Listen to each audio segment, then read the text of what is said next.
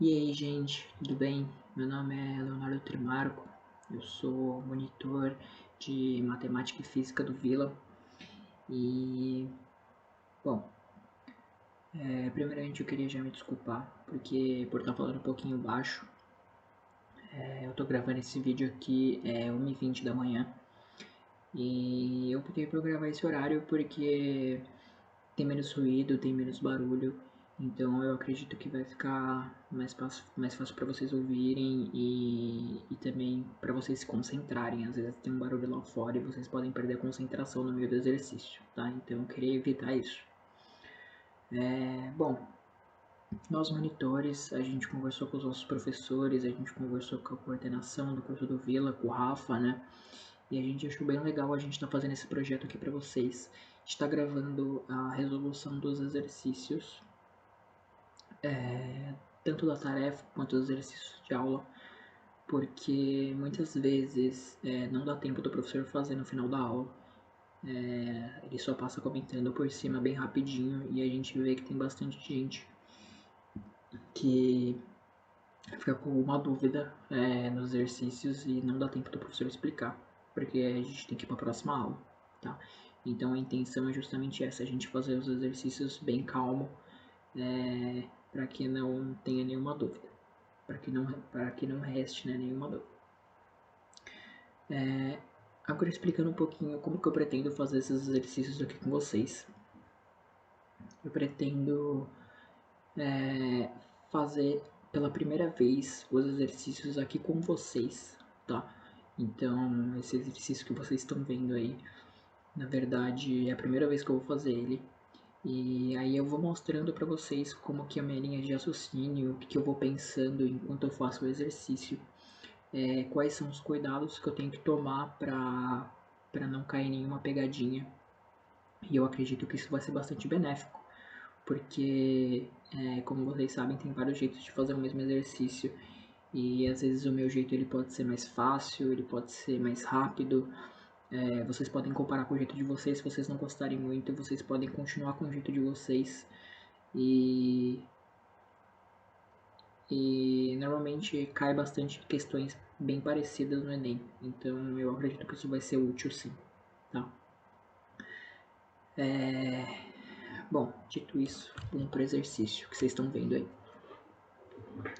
Então o exercício ele diz o seguinte: possivelmente você já tenha escutado a pergunta: o que pesa mais, 1 kg de algodão ou 1 kg de chumbo? É óbvio que ambos têm a mesma massa, portanto o mesmo peso.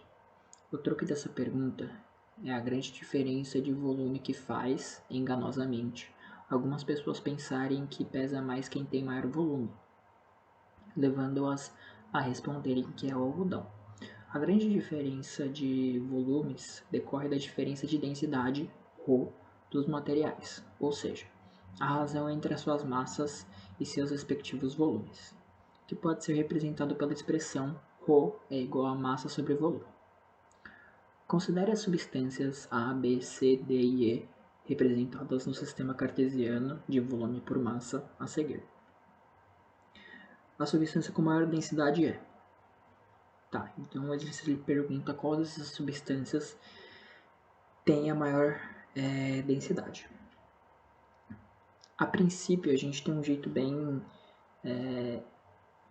comum, eu diria, de fazer esse exercício aqui, que seria pegar a massa e o volume de cada substância e calcular a densidade de qualquer substância, tá?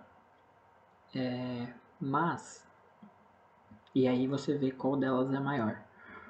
Mas eu tô pensando numa coisa aqui que pode ser que dê certo. Então eu vou fazer aqui com vocês. A primeira coisa que eu vou fazer, eu vou traçar um segmento de reta que sai da origem e vai até a substância E. Vou pegar como exemplo a substância E. Esse segmento de reta ele vai ter um valor correspondente para o volume e um valor correspondente para a massa. Tá? Então a gente tem um valor correspondente para a massa e um para o volume. E esse segmento de reta ele forma um ângulo com a horizontal. Esse ângulo eu vou chamar ele de θ. Beleza.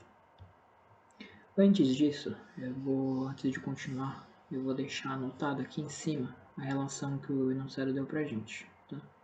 Que ρ é igual a massa sobre o volume. Voltando um pouquinho na matéria de funções, a gente sabe que uma função de primeiro grau, ou uma função afim, ela pode ser escrita da forma y é igual a x mais b, tá? Onde b é o coeficiente linear da reta. Coeficiente linear, só lembrando, ele diz aonde que a reta vai cruzar o eixo das ordenadas, que é esse eixo que eu assinalei de verde. E o a é o coeficiente angular. O coeficiente angular, ele diz pra gente o quão inclinada a reta tá. Quando eu digo inclinada, eu quero dizer o quão grande é o ângulo θ. Então, se o ângulo θ for muito grande, note que a reta ela vai crescer muito rápido. Então, ela vai para cima muito rápido. Se o ângulo θ for pequenininho, ela quase não vai crescer, tá? Beleza.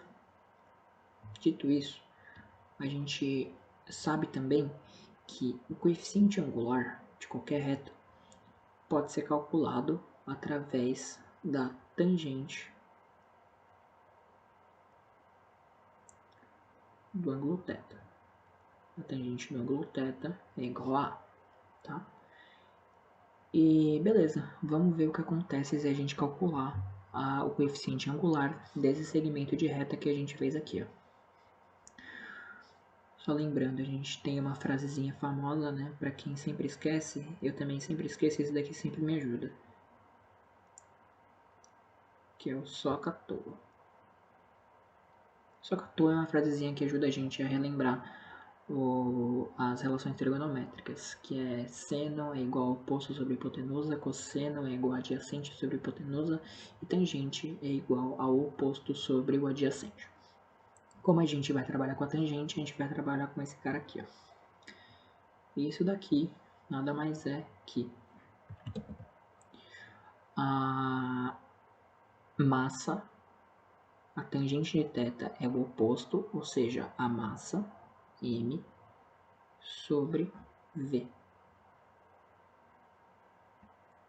que não é coincidência, é na verdade igual à densidade, certo?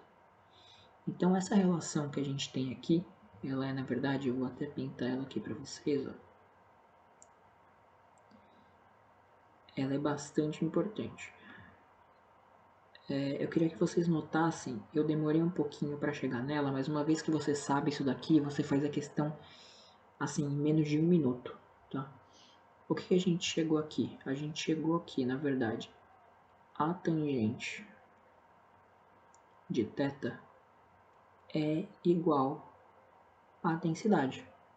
Então, quanto maior for a densidade, quanto maior for a densidade não, a densidade é uma consequência, tá? Perdão. Quanto maior for o ângulo de inclinação, quanto mais inclinada for a reta, o segmento de reta que sai da origem e vai até o ponto, maior vai ser a densidade. Então, sabendo isso daqui, se vocês sabem isso daqui, se vocês sabem essa relaçãozinha aqui, ó,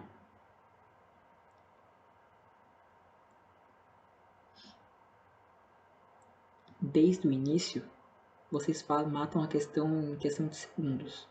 Ó, notem que, eu vou pegar uma régua aqui, só de olhar assim a gente já consegue perceber que o D ele já tem uma inclinação maior que os outros. Então eu vou fazer aqui a reta que liga a origem até ele, só para vocês verem como ele é o mais inclinado mesmo.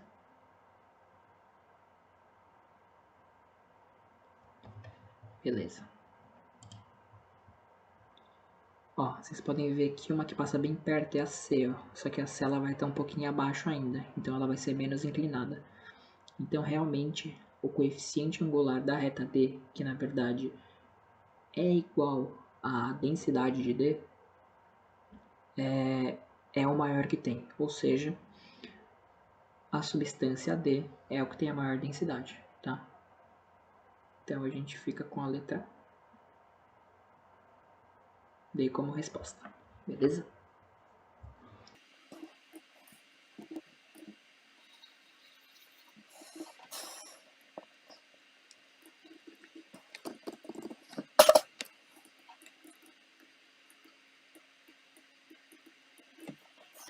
Bom, beleza. Fizemos a primeira questão, vamos para a segunda. O motorista partiu da cidade A em direção à cidade B por meio de uma rodovia retilínea localizada em uma planície. Lá chegando, ele percebeu que a distância percorrida nesse trecho foi de 25 km. Então, deixa eu já anotar aqui essa informação. A distância percorrida foi de 25 km. Ao consultar um mapa, com o auxílio de uma régua, ele verificou que a distância entre essas duas cidades que ele andou, era de 5 centímetros. Então, a distância real é de 25 km e a distância que ele viu no mapa é de 5 centímetros.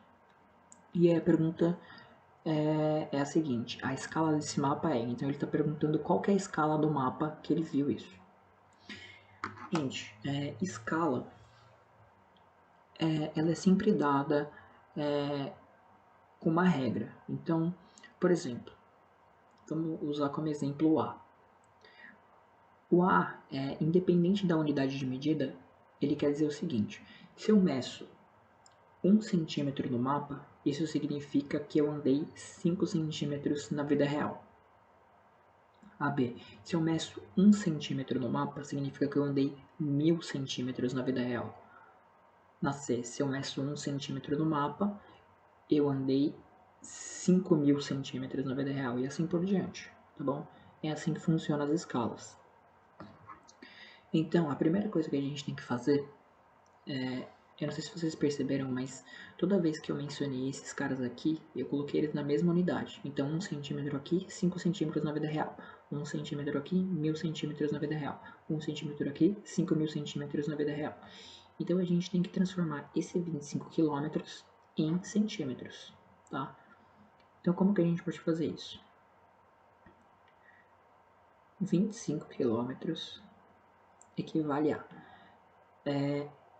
a gente sabe que o K, esse valor K aqui, ele na verdade é um prefixo. O prefixo, como a gente viu na aula de física, o Fernandinho ele explicou na primeira aula, que são unidades que ajudam a gente a trabalhar com números muito grandes ou números muito pequenos, tá?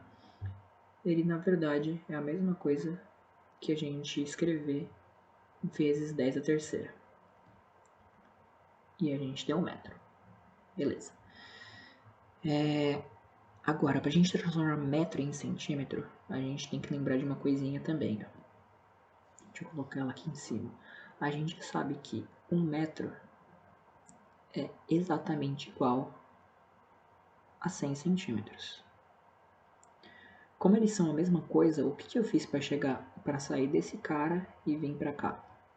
Eu só multipliquei por 100, certo? Então isso daqui é uma relação importante, eu vou até grifar aqui para vocês. Ó. Transformar metro em centímetro.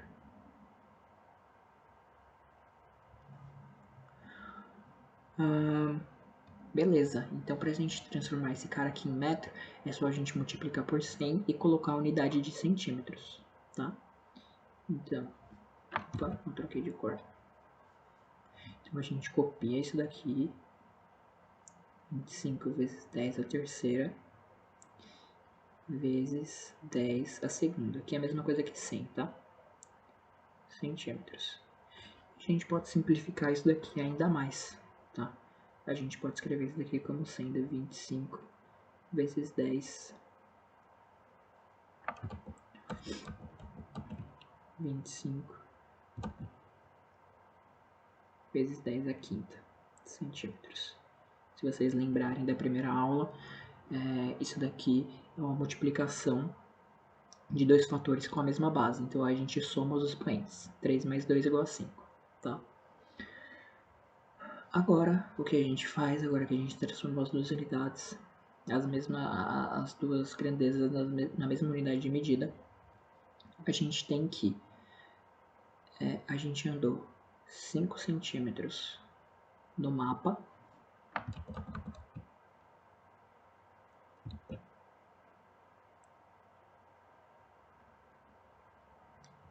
e a gente andou na vida real 25 vezes 10 a quinta centímetros, tá?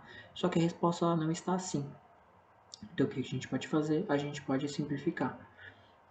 Lembrando que essa escala ela pode ser escrita também na forma de uma razão, tá? Então 5 centímetros está numa razão de 25 vezes 10 a quinta centímetros. E aqui a gente pode fazer algumas simplificações, né? A gente pode simplificar centímetro com centímetro, 5 com 25. A gente pode dividir em cima e embaixo por 5, né? 5 dividido por 5, a gente tem 1. E 25 dividido por 5, a gente tem 5. Vezes 10 a quinta. Vezes 10 a quinta é a mesma coisa que colocar 5 zeros, né? Então a gente tem 1, 2, 3, 4, 5. Então a gente tem 1 para cada 500 mil, tá? Se a gente reescrever isso daqui, a gente tem, na verdade, isso daqui, ó. 1 para 500 mil. E a gente tem como resposta a alternativa E, beleza?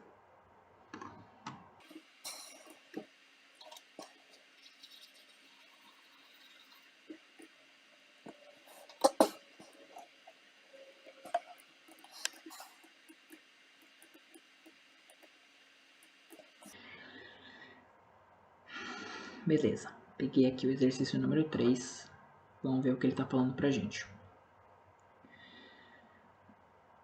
Num dia de tempestade, a alteração na profundidade de um rio no determinado local foi registrada durante um período de 4 horas. Os resultados estão indicados no gráfico de linhas. Nele, a profundidade H, registrada às 13 horas, não foi anotada, e a partir de H, cada unidade sobre o eixo vertical representa 1 metro.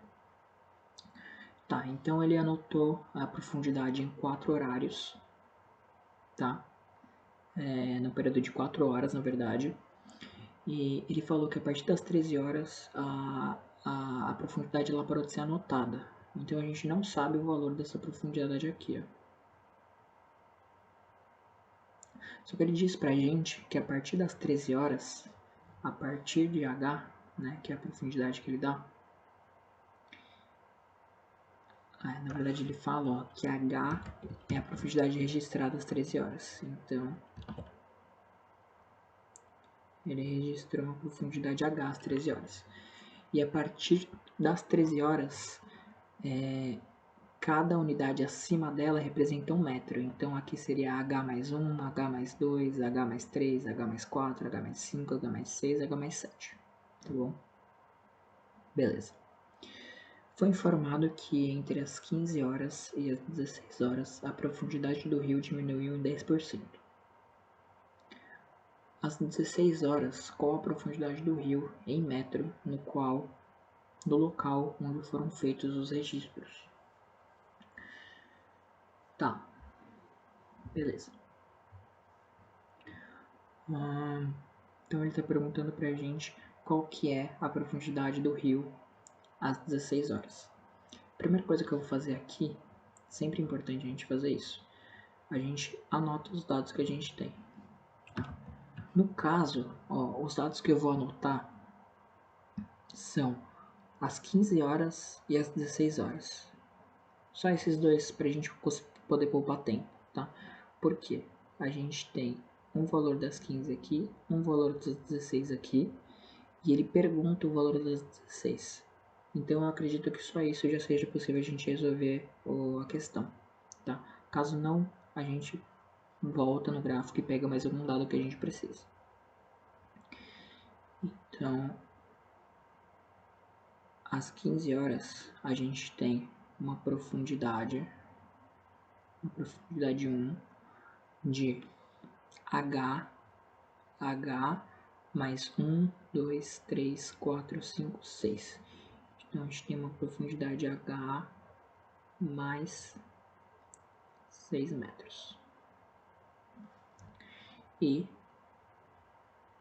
às 16 horas, a gente tem uma profundidade 2 de H mais 1, 2, 3, 4 metros. A gente tem uma profundidade de H mais 4 metros. Beleza. E aí ele fala o seguinte: foi informado que entre 15 horas e 16 horas a profundidade do rio diminuiu 10%. Tá, então, em 15 horas, que é P1, o rio estava numa profundidade de 100%. Depois de 1 hora, essa profundidade aqui, ela diminuiu 10% e chegou nesse cara aqui. Então a gente pode dizer que o P2 ele é igual a 90%. Vou fazer um pouquinho mais bonitinho aqui. Ele é igual a 90% de P1. Beleza? Eu acho que é isso. Então, beleza. Então, vamos substituir os valores que a gente tem aqui. O P2 é H mais 4. Aqui a gente faz uma distributiva, tá? Então, a gente copia o 0,9. E quando a gente for colocar os valores de P1, a gente tem que abrir parênteses. Porque o P1, ele é um valor só que ele é um valor composto por uma soma. Então, essa multiplicação vai ter que passar pela essa soma também. Que é H mais 6. Beleza. Então, vamos copiar o lado esquerdo. Igual 0,9 H mais essa multiplicação 0,9 vezes 6. Eu sei que 6 vezes 9 é 54. 6 vezes 9 é 54. Então, se eu pego 0,9, que é uma casa decimal a mais, é só eu pegar uma casa decimal a mais do 54, que é 5,4. Beleza. Eu vou pegar todo mundo que tem H, vou colocar do lado esquerdo, e todo mundo que não tem H para o lado direito. Tá? Então, H menos 0,9 H igual a 5,4 menos 4. Aqui a gente tem 0,1 H igual a 1,4. Aqui a gente pode multiplicar os dois lados por 10, né? Se multiplicou 0,1 por 10, eu fico com 1 vezes H, que é só H, e 1,4 vezes 10, eu tenho 14. Então, deixa eu deixar anotado aqui. Multipliquei os dois lados por 10, tá? E eu cheguei que H é igual a 14. Igual a 14 metros. Beleza. Só que o exercício ele não acabou ainda. Aqui a gente teria que tomar bastante cuidado se tivesse alguma alternativa com a resposta 14.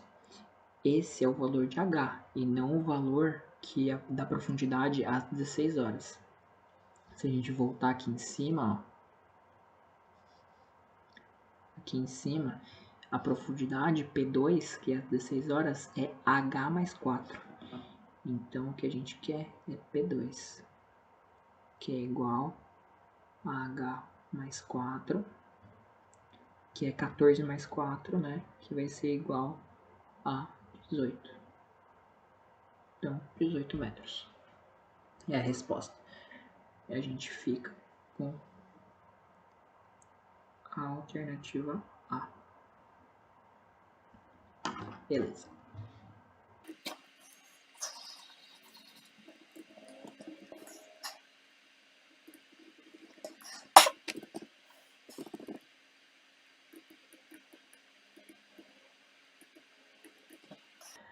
Beleza.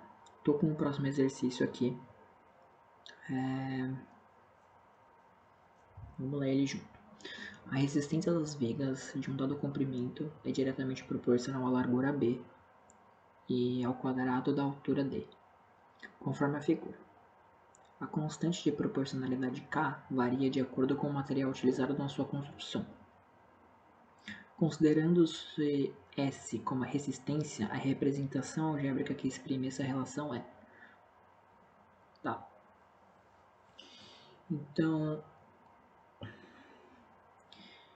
o que ele quer aqui é o valor de S. Então, ele quer uma expressão que diz pra gente quanto que vale a resistência de um material. Então, vamos voltar no texto e ler de novo. Ele diz que a resistência das vigas de um dado comprimento é diretamente proporcional à largura B. Então, é diretamente proporcional a B. Ó, para você ver se está certo isso daqui, o que acontece se você aumentar o B? Se você aumentar o B, o S também sobe. Então, eles são diretamente proporcionais. Se um aumenta, o outro também aumenta. Beleza. E ele é diretamente proporcional à largura e ao quadrado da altura D. Então, ele também é diretamente proporcional ao quadrado da altura D. Beleza. Mesma coisa. Pensa aqui, ó, se você aumentar o D, o S também vai aumentar. Então, se um aumenta, o outro também aumenta, eles são diretamente proporcionais, então tá certo. Tá. E aí ele diz assim, a constante de proporcionalidade K varia de acordo com o material utilizado na sua construção. Então, eles dão aí uma constante de proporcionalidade, tá? Essa constante de proporcionalidade, o que que ela é? Então, ó, tentar exemplificar aqui. Se eu pego S, se eu pego a expressão de cima e divido os dois lados por B vezes D ao quadrado, notem que eu vou ficar com 1 aqui, desse lado aqui. Tá. Esse 1, o que que ele é? Ele é uma constante. Por que que ele é uma constante? Vamos supor que a gente não sabe o material que a gente está trabalhando, mas a gente está trabalhando com material e ele tem uma constante de proporcionalidade, só que a gente não sabe qual que é ela. Independente do valor da largura, do valor da altura e da resistência desse material, essa expressão aqui, S dividido por B vezes D ao quadrado, ela sempre vai ter que dar uma constante de 1. E por que que eu digo isso? Ó, reparem, se eu aumentar o B, o que acontece com o S? O S também vai aumentar. Em uma divisão, se você aumenta o B, se você aumenta o numerador e você também aumenta o numerador numa mesma proporção, então esse cara aqui ele não vai mudar, porque você está aumentando esse e esse na mesma quantia. Então, por exemplo, se eu aumentar 4 vezes o B, então eu tenho um S igual a 4B. Esse cara aqui ele vai ser 4 também, porque eu aumentei 4 vezes daqui, então esse daqui vai aumentar 4 vezes aqui. Se eu jogar isso daqui aqui, ó, vai ficar 1, 4 em cima, 1, 4 embaixo, e eu vou poder cancelar eles. Esse 1 aqui ele não foi alterado, ele continua a mesma coisa, tá bom? Então esse cara aqui, esse 1, ele é uma constante. A gente não sabe de que material ele é, mas ele é uma constante, tá? E é a constante que ele dá no texto, é a constante de proporcionalidade K, que varia de acordo com o material utilizado na construção. Como ele quer, como o exercício ele pede uma expressão genérica, a única coisa que a gente tem que fazer é trocar esse 1 por K. E a gente vai ter a nossa expressão genérica, tá bom? Então a gente fica com uma expressão genérica de cara. S igual a B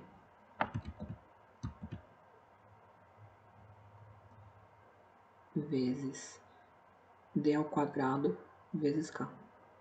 Essa é a expressão que a gente tem. Beleza? A gente fica com a alternativa C.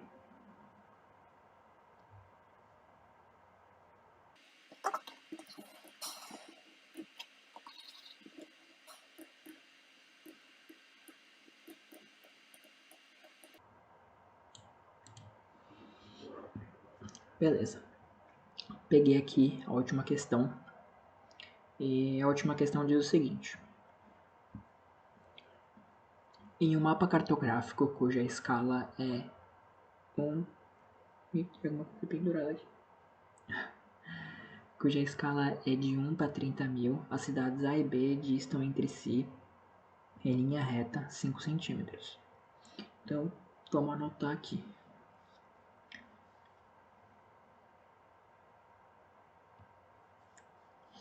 Então, no mapa,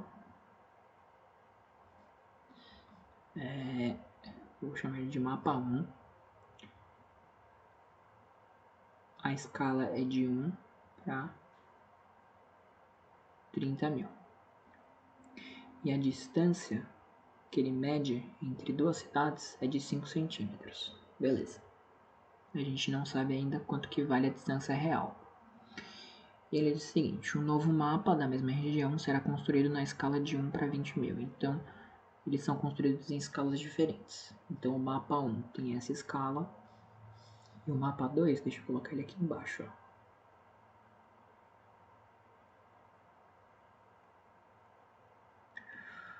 Tem uma escala de 1 para 20 mil. Beleza. Nesse novo mapa cartográfico, a distância em linha reta entre as cidades A e B em centímetros seria igual a... Tá. Então ele está perguntando qual vai ser a distância entre as cidades A e B nesse novo mapa quando você medir com a régua.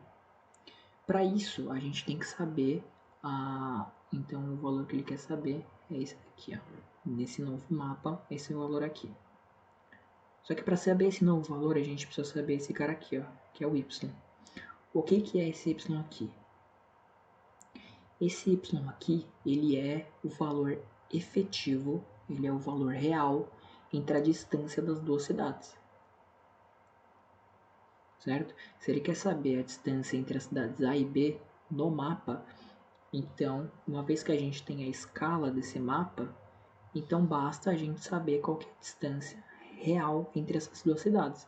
E essa distância real entre essas duas cidades, a gente consegue achar aqui, ó, pelo primeiro mapa. Ele fala a escala do mapa e ele fala que quando ele mede A e B, ele mede uma distância de 5 centímetros. Então a gente consegue achar essa distância de 5 centímetros aqui, que é esse Y, tá? Então beleza. Ó, isso daqui não passa de uma regra de 3, né? Se em 1 centímetro, lembra que eu expliquei no exercício 2, se em 1 centímetro no mapa equivale a 30 mil centímetros na vida real, 5 centímetros no mapa vai equivaler a y, tá? Então 1 vezes y é y,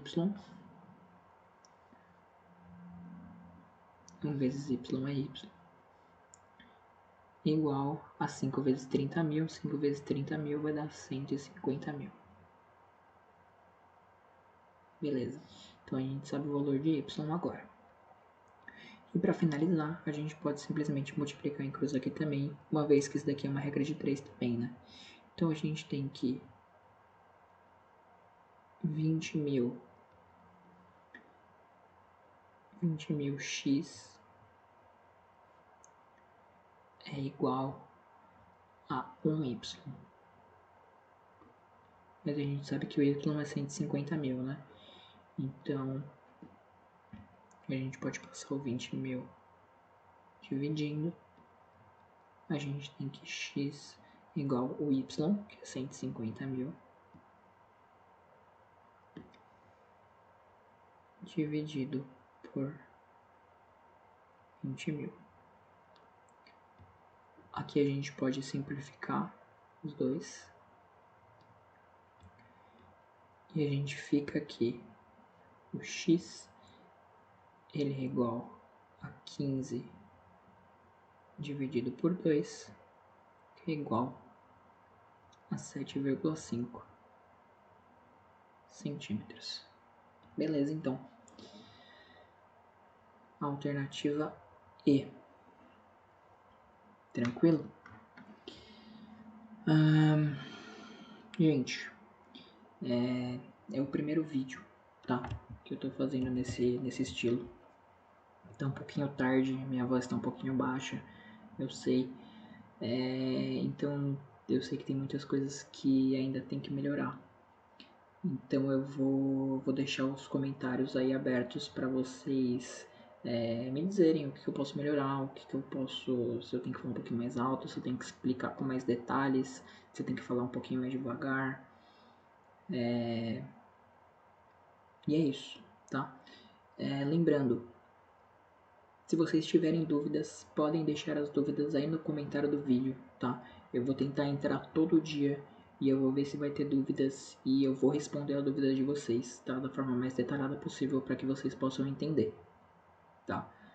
Onde que vocês erraram ou alguma dúvida teórica também, se vocês tiverem, tá bom? É isso. Bons estudos a todos e a gente tá aqui com vocês. Vamos com tudo, hein?